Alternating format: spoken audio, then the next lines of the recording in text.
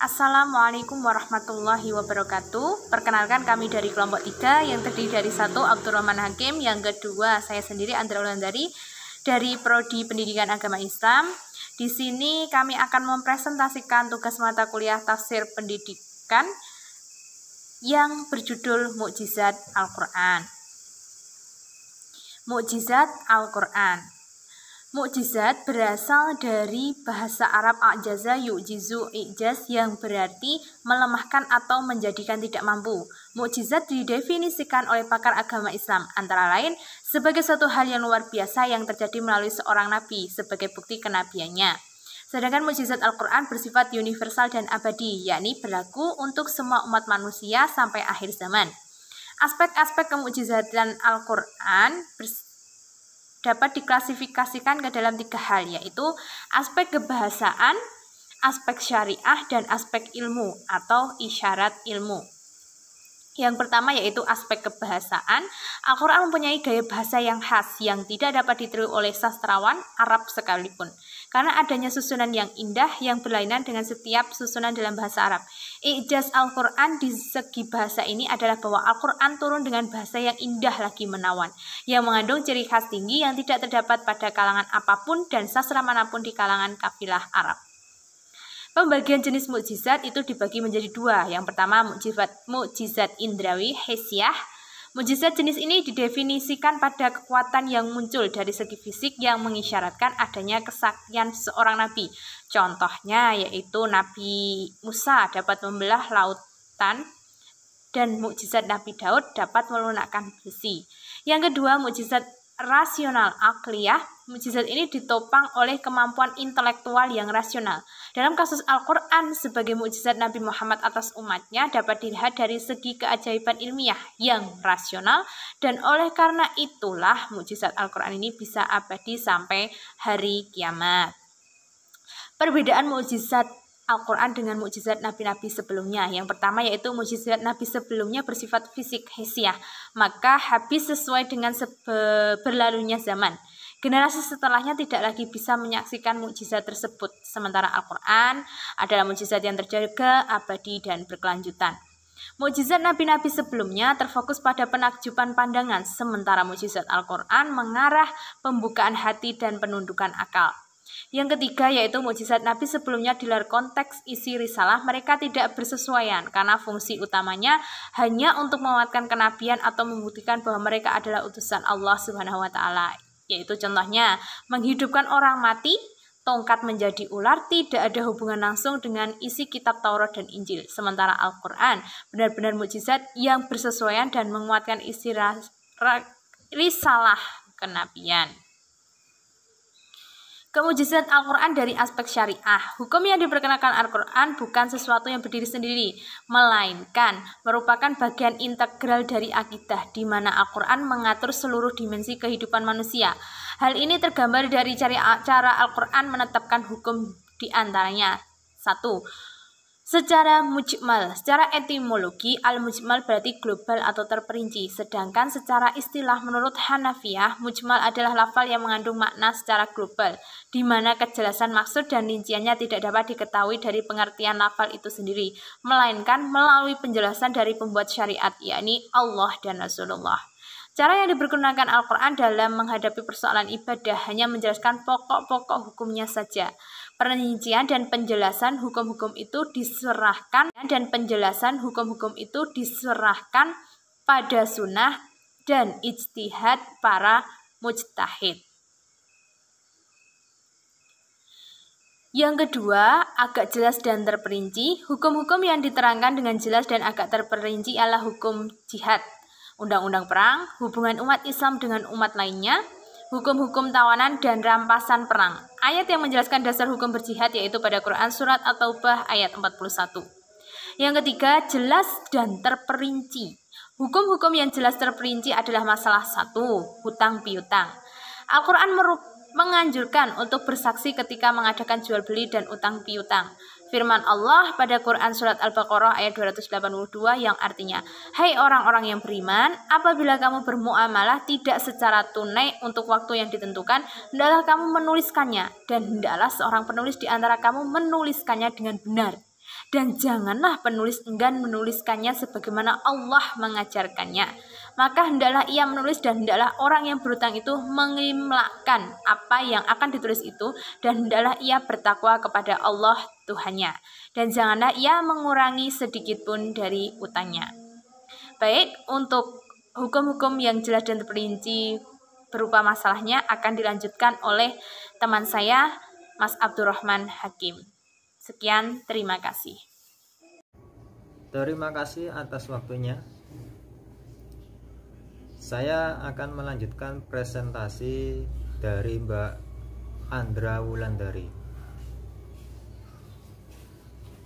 yang mana Mbak Andra Wulandari tadi terakhir sudah menjelaskan tentang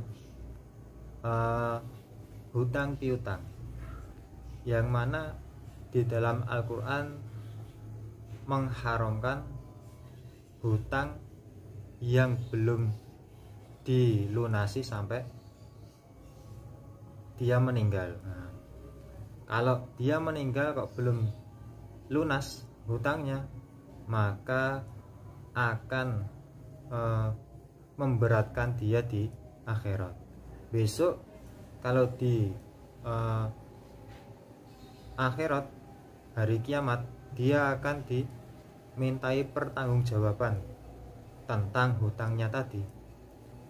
Nah, kalau dia tidak bisa melunasi, maka pahalanya akan diambil semuanya. Nah, diambil semuanya, tak ada yang disisakan satupun. Nah, itu pentingnya kita harus menghindari hutang piutang. Di dalam Al-Quran diterangkan seperti itu, supaya kita menghindari hutang piutang. Dan selanjutnya saya akan menjelaskan tentang makanan-makanan yang halal dan haram. Kalau makanan yang halal itu banyak, apalagi yang haram juga banyak. Maka kita harus bisa memilah-milah makanan yang halal dan yang haram. Contoh makanan yang haram yang sering kita jumpai yaitu daging babi, daging anjing, terus bangkai ayam. Kalau bangkai ikan bagaimana, Mas, Pak, Om? Nah, kalau bangkai ikan itu diperbolehkan, halal.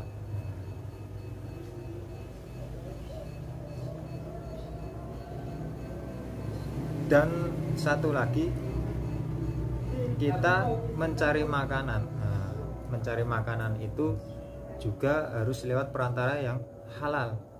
Jangan kok kita dapat makanan tapi mencarinya dengan yang haram. Contoh, mungkin saja kita membeli makanan dengan uang curian karena kepepet. Nah, itu haram. Uang yang kita ambil itu hukumnya haram. Apalagi yang kita beli terus kita makan, jadinya juga haram. Kalau makanan yang haram itu kita makan terus menjadi daging di dalam diri kita, maka diri kita akan haram juga masuk ke dalam surga. Dan ada lagi, Allah berfirman di dalam surat An-Nisa ayat 29, yang Allah berfirman, ya ayyuhalladzina amanu la taqulu amwalakum bainakum bil batil illa antakuna tijaratan antarodim minkum wala taqtulu anfusakum innallaha kana bikum rahima. Yang mana artinya, wahai orang-orang yang beriman, kamu makanlah dengan saudaramu, jangan sampai batil, maksudnya berlebihan atau memeras saudaramu. Kalau memeras saudaramu itu nanti makanannya menjadi haram. Nah, seperti itu. Dan juga dirimu jangan sampai bunuh diri. Kalau kamu bunuh diri, maka kamu juga akan haram masuk ke dalam surga. Sesungguhnya Allah itu maha penyayang. Yang berikutnya, di dalam Al-Quran Allah juga menerangkan tentang sumpah.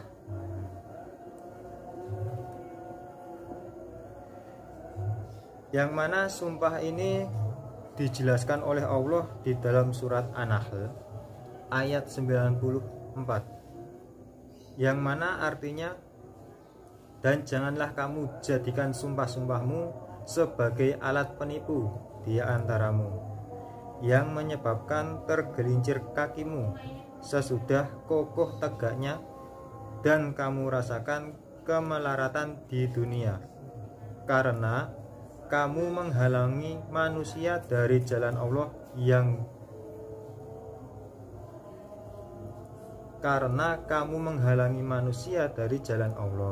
dan bagimu azab yang besar. Lah, kenapa kok Allah melarang sumpah-sumpah seperti ini? Sumpah itu janji. Nah, janji itu seperti hutang, harus bisa ditepati. Adapun tidak bisa ditepati, kita harus tobat. Nah, tobatnya dengan apa? Nah, dengan berpuasa selama 3 hari. Makanya di dalam Islam dilarang untuk bersumpah-sumpah. Kalau tetap ingin bersumpah, nanti ada resikonya. Nah, kalau bisa menepati ya alhamdulillah bisa menepati. Kalau tidak bisa menepati ya ada konsekuensinya, ada hukumannya. Ya tadi yang paling ringan itu berpuasa 3 hari. Dan kemukjizatan Al-Quran dalam aspek ilmu. Di sini diterangkan juga kemukjizatan Al-Quran dalam aspek ilmu. Selain dari hukum, di dalam ilmu juga ada. Karena mukjizat itu banyak. Yaitu dari Al-Zakarni menyebutkan 5 bentuk kemukjizatan Al-Quran dari aspek ilmu. Yang pertama, A. Ilmu kauniyah, tunduk kepada undang-undang yang telah ditetapkan Al-Quran adalah kitab hidayah dan ijaz. Dengan demikian, Al-Quran tidak membicarakan hakikat ilmu, alam, bintang, dan kimia. Yang B. Al-Quran menganjurkan umat manusia untuk teliti, menganalisa, dan mengambil manfaat serta pelajaran dari ilmu kauniyah ini. Yang C atau yang ketiga, Al-Quran menjelaskan bahwa alam tunduk pada kehendaknya, maksudnya kehendak Allah. Yang D keempat, Al-Quran menjelaskan bahwa alam adalah ruang lingkup hidayah, membicarakan rahasia langit dan bumi, apa yang tersembunyi di dataran dan di bumi, dan sebagainya. Yang E atau yang kelima, uslub yang digunakan Allah dalam mengungkapkan tentang ayat kauniyah adalah dengan uslub yang indah. Ya, dapat disimpulkan Al-Zakarni menyebutkan 5 tadi, kita simpulkan menjadi 1, yang mana mukjizat Allah, mukjizat Al-Quran itu banyak sekali. Contohnya orang iman itu tidak perlu menganalisa atau tidak perlu mencari tahu sedetail-detailnya. tentang ilmu alam. Tumbuhan itu kok bisa tumbuh, itu ada apanya. Nah, atau di bintang, mungkin bintang untuk musim hujan atau musim kemarau. Dan ada lagi tentang kimia. Nah, di dalam Al-Quran itu tidak menjelaskan seperti itu. Al-Quran cuman menyuruh kita untuk berangan-angan, berpikir. Allah menjadikan bumi seisinya itu supaya untuk apa toh? Tujuannya apa toh? Misal contoh, kita manusia diciptakan oleh Allah untuk beribadah. Nah, manusia beribadah juga butuh makan, butuh minum. Lah, Allah sudah menyediakan di situ. Nah, kita tinggal berpikir saja. Berpikir dengan logika, jangan kok dengan egonya sendiri. Ego itu terdapat di dalam hati.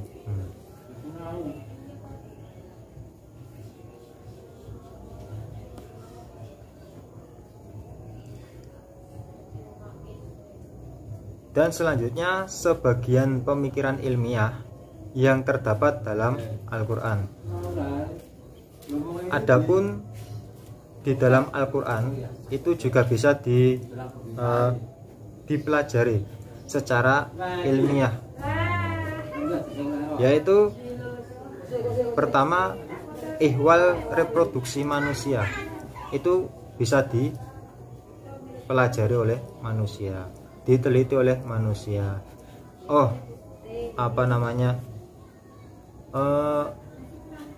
Kenapa manusia itu bisa mengandung seorang bayi? Nah, karena melalui proses-proses yang panjang, di mana ada pabrik dan ada sponsor, jadi satu akan menimbulkan seperti itu, menimbulkan apa? Menimbulkan gerakan-gerakan yang heroik.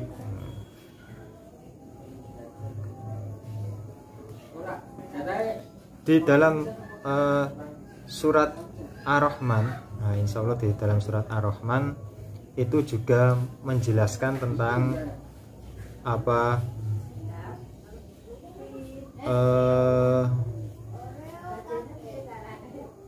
pemikiran ilmiah tentang reproduksi manusia. Dan yang kedua yang kita bisa pelajari di dalam mukjizat Al-Quran, yaitu kejadian alam semesta. Al-Quran juga mengisyaratkan bahwa langit dan bumi tadinya merupakan suatu gumpalan, yang mana Allah berfirman di dalam Al-Quran, dan apakah orang-orang kafir tidak mengetahui bahwa langit dan bumi keduanya dahulunya menyatu, kemudian kami pisahkan antara keduanya, dan kami jadikan segala sesuatu yang hidup berasal dari air. Maka mengapa mereka tidak mau beriman? Ini juga bisa kita teliti atau kita kaji, kita kita cari ilmunya. Apa iya toh dulu itu bumi dan langit itu bersatu, terus Allah mengangkat langit dan bumi diisi oleh air, yang mana Allah bertujuan untuk memunculkan makhluk hidup di dalam bumi. Nah, kejadian itu juga seperti saat ini, kalau di mana di suatu tempat tidak ada air, itu pasti tidak ada makhluk hidupnya, Karena apa? Makhluk hidup itu membutuhkan air untuk bertahan hidup. Walaupun tidak makan 2 hari, kita bisa minum saja, alhamdulillah masih bisa bertahan hidup walaupun sementara. Kita juga butuh makanan untuk energi. Kalau minum terus juga akan membuat kembung terus sakit.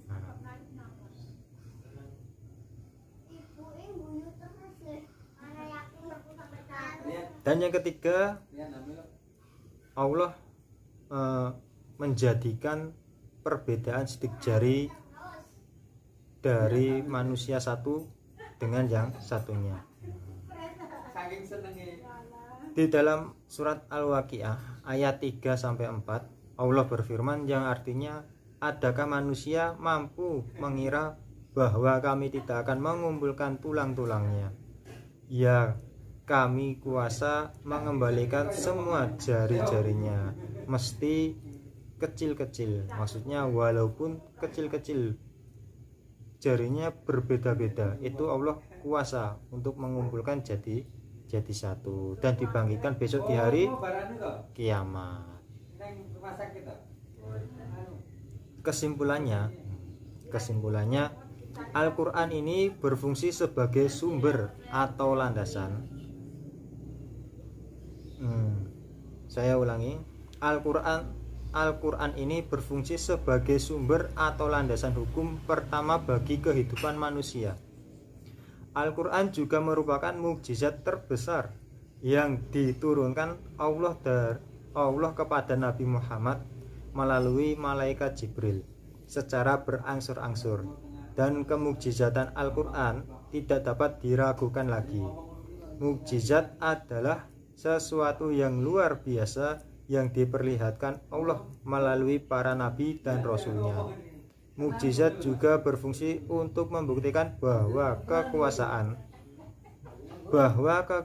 Allah berada di atas segala-galanya, dan sebagai bukti atas kebenaran pengakuan kenabian dan kerasulan para utusan Allah.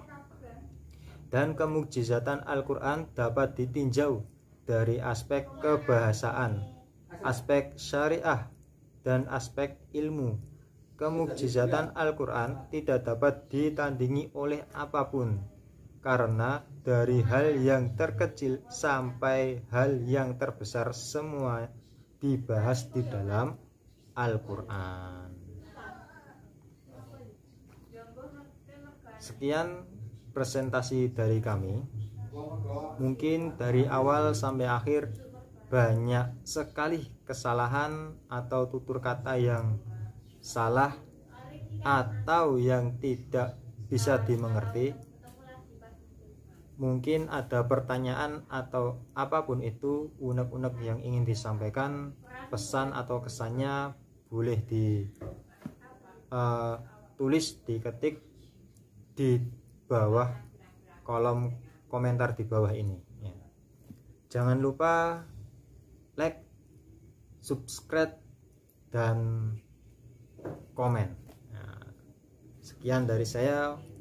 Wassalamualaikum warahmatullahi wabarakatuh.